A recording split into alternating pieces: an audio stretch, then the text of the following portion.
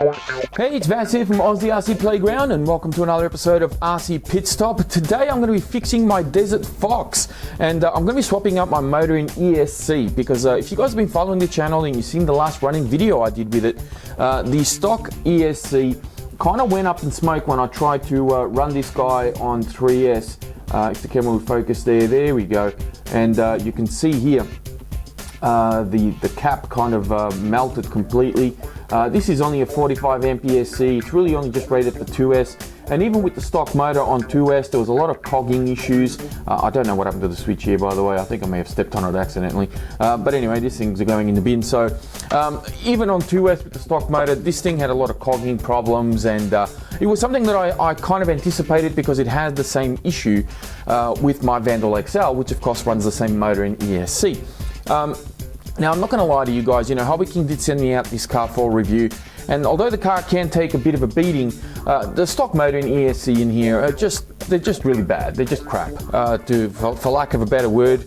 They're really quite bad, and pretty much you buy this car, you want to get rid of your motor and your ESC straight away. I mean, if you really want to run it on 2S, strictly on 2S, and you're in a bit of a tight budget, you can, but you're going to find that it's going to cog, it's not going to be very quick, it's not going to be very responsive either. They're just not good electrics, full stop. Now, the one thing that is good on this car is actually the servo. Usually it's the other way around. The servo is really bad and you need to replace that, while your motor and ESC are usually okay. But they've gone the other way here. They've gone against the grain, and they've actually given us a really good servo in this truck. So I'll definitely be hanging on to this one. But the motor in ESC that I've gone for here, the motor is this one, which is a 4200 kV TrackStar motor. Of course, I'll have links in the video description for these. And the ESC is this guy, which is a 80 amp waterproof brushless ESC as well. This is a V2 version.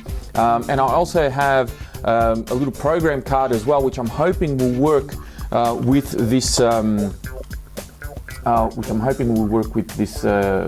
ESC as well. I just realized I got a bit of a dint here. I don't know what's happened here. I may have dropped this somewhere. But essentially that is what I'm going to be doing. So here is the ESC. It's quite small, nice little small footprint. Doesn't have a fan on it at all. So I'm hoping that it's not going to give me any overheating issues. And the motor is just a stock motor that you can see here. So pretty straightforward, 3mm shaft. Should be a fairly basic install. I am going to be running the stock pinion for now that came with the truck because obviously this is the only one I have. But if I find that the motor is getting a little bit warm for this, I will gear down. I may need to buy myself another pinion. I'm not entirely sure.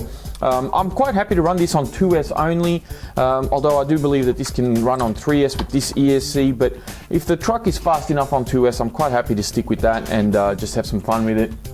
And move on to the next upgrade, which of course will be my shocks, and I may even look at some different tires later on down the track. But and I've also got a clear body for this guy too, which I want to do a nice little paint scheme for it, which would be a lot of fun.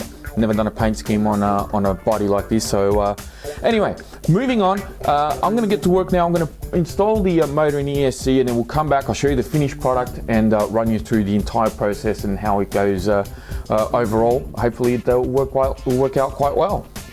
All right, there we go. We're done. Truck's all back together. The electrics are in. I've actually given her a little bit of a spin just at the front of my house just to test it out and make sure everything's working okay. And I have to say, I'm actually really impressed with this system. Now, being a 4250 kV motor, that means it's a high kV, it's a high revving motor. Running it with the stock gearing didn't really work as well as I had hoped. It had incredible speed on 2S. I mean, we're probably doubling speed from the stock system to this system just by using the same pinion. I think I pretty much doubled my speed, but I had very little low end. In fact, the motor was kind of cogging a little bit when I was punching it straight off the line, and my ESC did get a little bit too hot. So I managed to find a smaller pinion. I went down to, I think, a 20 or 21 tooth that I found, and I put in there. And it performed a lot better. The ESC stayed a bit cooler. It had a little bit more low end speed, and of course it still revved quite high and pulled quite a lot of top end as well. But I may even gear down a little bit more. I may go down to like a 19th or 18th tooth pinion, just so to keep temperatures at bay and not overheat anything. Plus, I still want to have the option of running on 3S because The only testing I did at the front of the house was just on 2S, and I was extremely impressed with this system. And I'm not just saying that, it was really quite good.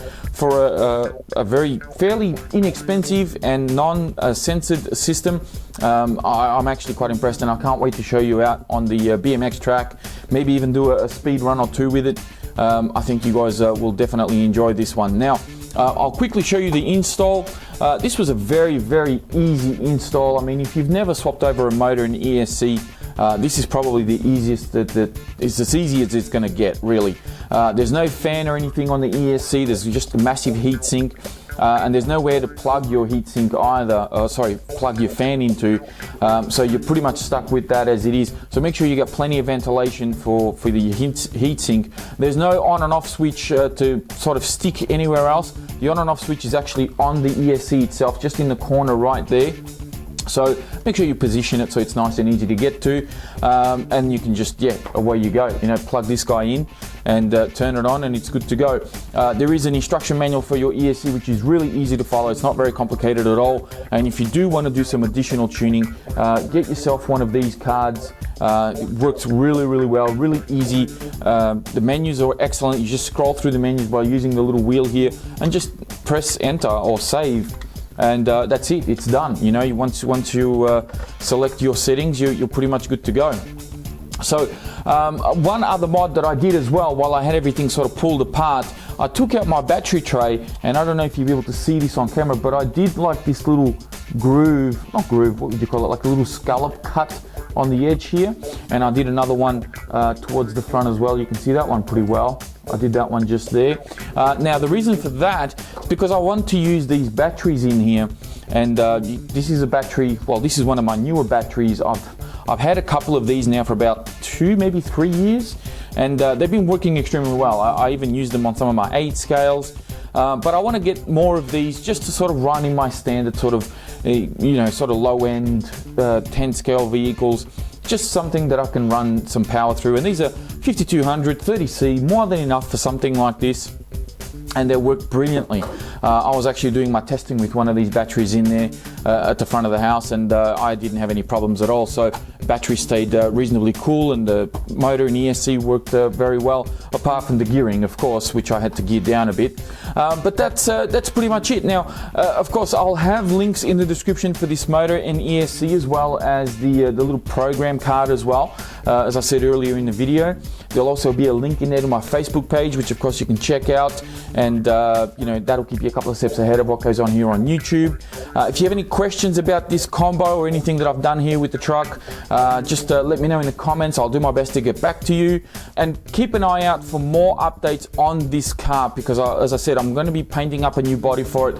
I'm either going to be tuning these shocks, or maybe I'll just replace them completely and try and do something different, because the suspension in this thing just isn't right at all. And I may be looking at some new tires as well, because when I was running this at the front of the house, I noticed that these were really badly balanced, and the thing was just sort of, it was all over the place. So, and they didn't grip too well on the road either, so I'm definitely going to be looking at some new tires. But that is it for this episode of RC Pit Stop. If you enjoyed the video, please be sure to give it a like before you go. If you're new here, don't forget to subscribe. And as always, thank you all very much for watching, and I will speak to you next time.